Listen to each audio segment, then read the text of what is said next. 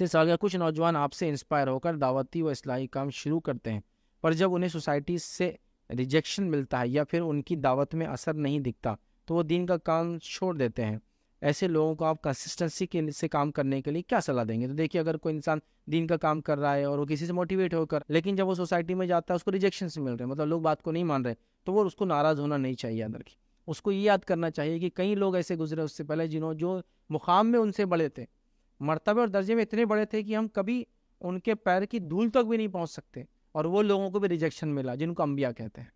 نوح علیہ السلام کو 950 ایئرس تک ریجیکشن ملا. 950 years, too long, too long. اتنا تو ہم سوچ بھی نہیں سکتے جینے کا. ہماری ہو سکتا 15 نسلیں 20 نسلیں بھی اتنا نہیں جیے جتنا انہوں نے تکلیف. کتنی تکلیف ہوتی ہوں گی. اور نوح علیہ السلام کے زمانے میں دنیا ایک ہی جگہ تھی، انسانیت ایک ہی جگہ بستی تھی، مطلب ایسے اسکیٹرڈ نہیں تھے، بہت بڑا ورلڈ نہیں تھا، مطلب دنیا اتنی تھی لیکن ایک جگہ رہتی تھی.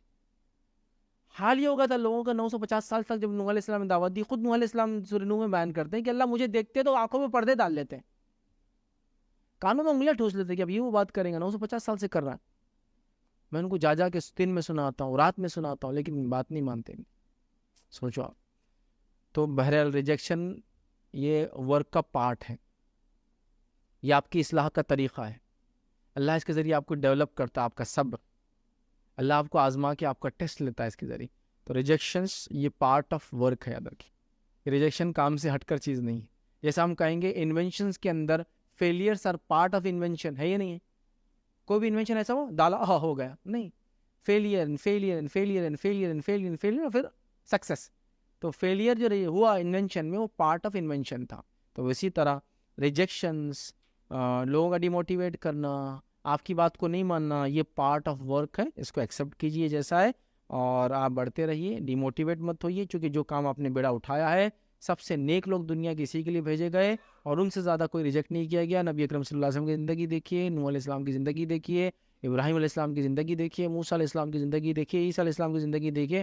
یوسف علیہ السلام 40 ایئرس تک اپنے گھر سے بے گھر کر دیے گئے، ان کے صرف بھائیوں کی حسد کی وجہ سے. یاد رکھیے کتنا برداشت کیا، 40 سال بعد اپنے والدین سے ملے.